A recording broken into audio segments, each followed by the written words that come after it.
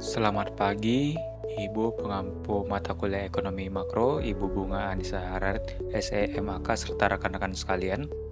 Perkenalkan, nama saya Pangeran Gabriel Vibratama Pardede dengan NIM 250301020710 dari Program Studi Akuntansi PJJ S1 Universitas Siber Asia. Pada kesempatan kali ini, saya akan mempresentasikan hasil analisis makroekonomi mengenai analisis kondisi makroekonomi Amerika Serikat tahun 2023, di mana terdapat evaluasi pertumbuhan ekonomi, kebijakan moneter, dan neraca perdagangan. Mari kita masuk ke pembahasannya.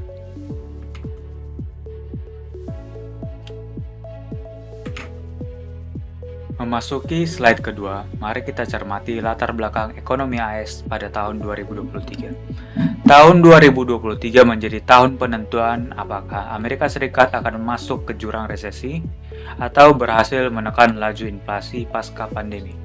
Di tengah dilema makro ini, Bank Sentral Amerika Serikat atau The Fed mengambil langkah moneter yang sangat agresif dengan menaikkan suku bunga ke tingkat tertinggi dalam 2 dekade.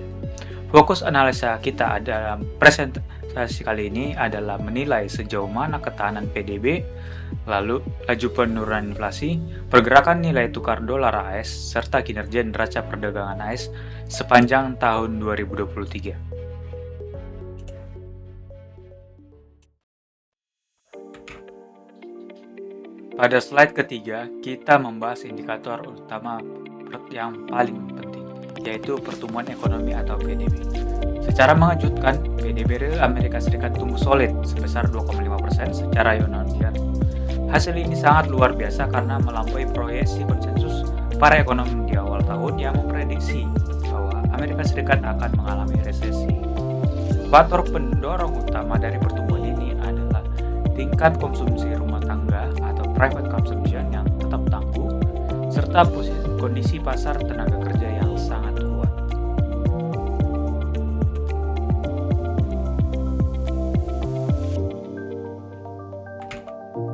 Selanjutnya pada slide keempat, kita dapat melihat tren inflasi Consumer Price Index atau CPI, di mana sepanjang tahun 2023, Amerika Serikat mengalami fenomena disinflasi yang signifikan. Laju inflasi berhasil mendingin secara tajam dari 6,4% pada Januari 2023 menjadi 3,4% pada Desember 2023. Penurunan harga ini didorong oleh stabilnya harga energi global serta perbaikan rantai pasok. Capaian ini sukses memangkas laju puncak inflasi tahun sebelumnya yang sempat menyentuh 9,1% hingga semakin mendekati angka ideal The Fed yaitu 2%.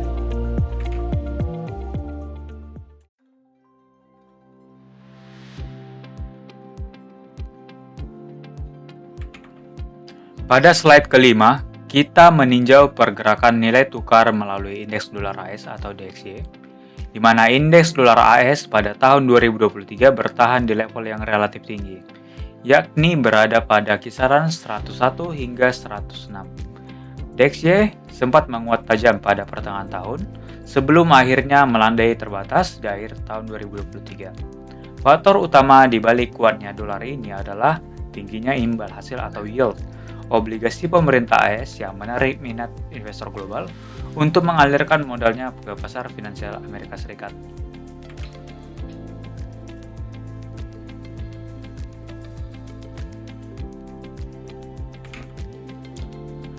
Masuk ke slide 6, bagaimana respon kebijakan moneter dari The Fed? Bank Sentral Amerika Serikat menetapkan kebijakan moneter kontraktif yang sangat agresif.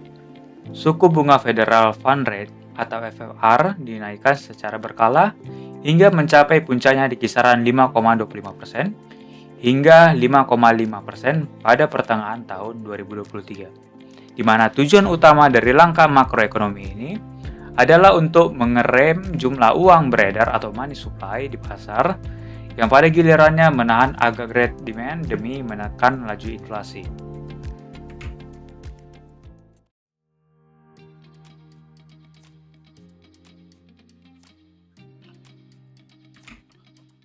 Di slide ketujuh, kita menganalisis sektor luar negeri melalui kerangka perekonomian 4 sektor, di mana Y sama dengan C tambah I tambah G ditambah X kurang M.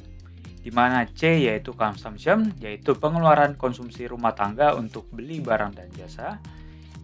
I investment, penanaman modal atau pengeluaran bisnis untuk alat dan bangunan. G atau government, yaitu belanja dan layanan publik atau infrastruktur oleh pemerintah.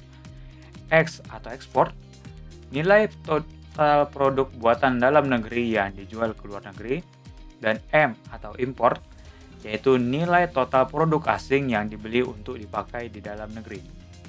Secara struktural, Amerika Serikat mencatatkan defisit neraca perdagangan barang atau trade deficit sepanjang tahun 2023. Namun demikian, defisit transaksi berjalan ini berhasil ditutup dan diseimbangkan oleh surplus yang masif pada neraca modal atau financial account.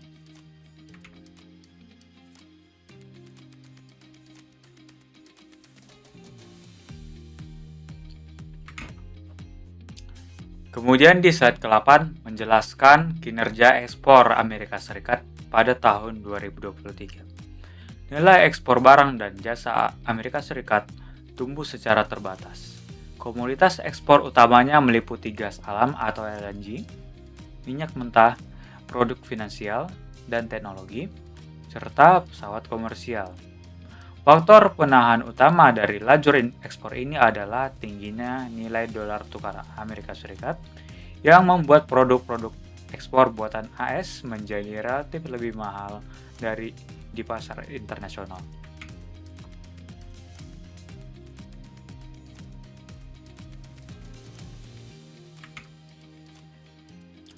Kemudian, pada nilai impor Amerika Serikat justru mengalami penurunan dan penyesuaian dibanding tahun sebelumnya, di mana komoditas impor utama Amerika Serikat didominasi oleh barang konsumsi, otomotif, dan barang antara yang sebagian besar diimpor dari Meksiko, Tiongkok, dan Uni Eropa. Penurunan impor ini dipicu oleh suku bunga yang cukup tinggi yang membuat masyarakat dan dunia usaha menahan belanja barang-barang impor.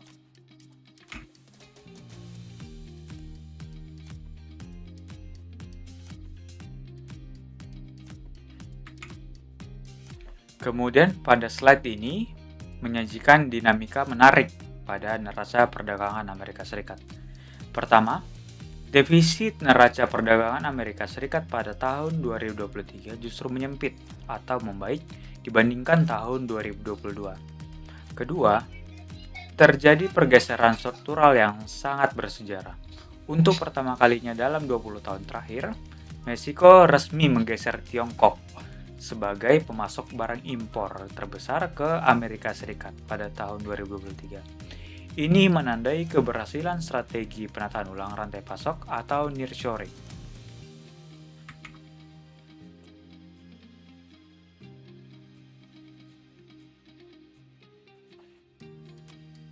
Kemudian kita masuk ke slide ke-11, di mana mari kita cermati alur transmisi kebijakan moneter The Fed ke inflasi.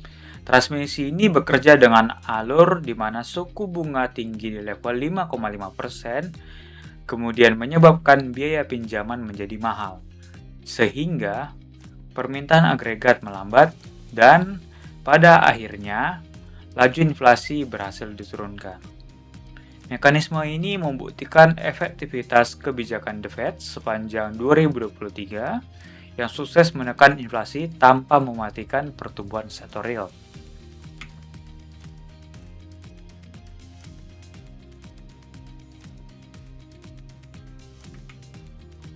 Kemudian, hubungan antara kurs dolar dan neraca modal ini, di mana dolar AS yang kuat serta tingkat suku bunga yang tinggi, berhasil menarik aliran modal masuk atau capital inflow secara masif ke pasar finansial Amerika Serikat. Nah, di tengah ketidakpastian geopolitik global yang terjadi sepanjang 2023, investor dunia tetap menjadikan instrumen dolar Amerika Serikat sebagai tempat teraman atau safe haven.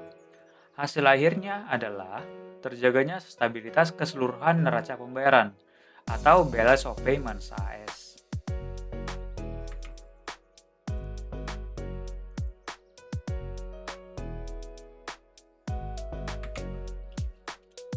Nah, di bagian ini kita akan melihat evaluasi ketercapaian skenario soft landing ekonomi Amerika Serikat, di mana dari segi pertumbuhan PDB dari target resesi yang di mana di bawah 1%, terrealisasi tumbuh solid 2,5%, di mana ini sangat baik. Kemudian pada laju inflasi CPI, dari puncak yang tinggi melandai ke 3,4%, di mana menurut saya sesuai jalur disinflasi. Kemudian pada tingkat pengangguran, Amerika Serikat mampu bertahan di sangat rendah, di angka 3,7%. Di mana kesimpulan dari evaluasi ini adalah Amerika Serikat berhasil membuktikan keberhasilan skenario soft landing sepanjang tahun 2023.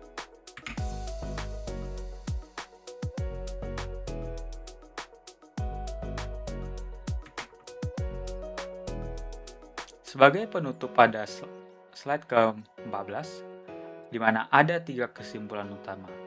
Yang pertama, sektor real dan moneter, di mana perekonomian AS 2023 sangat tangguh. Inflasi terkendali melalui suku bunga tinggi tanpa mengorbankan pertumbuhan PDB.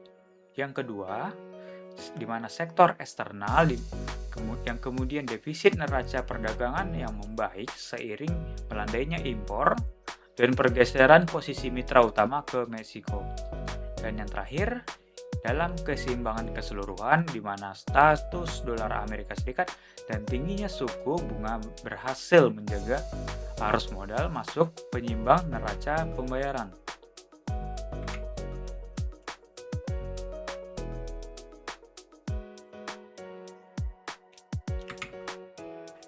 Pada slide ini, di mana saya mengumpulkan seluruh analisis dalam penelitian ini berdasarkan sumber dan laporan resmi dari Bureau of Economic Analysis atau BEA, Bureau of Labor Statistics atau BLS, Federal Reserve System, serta International Monetary Fund atau IMF.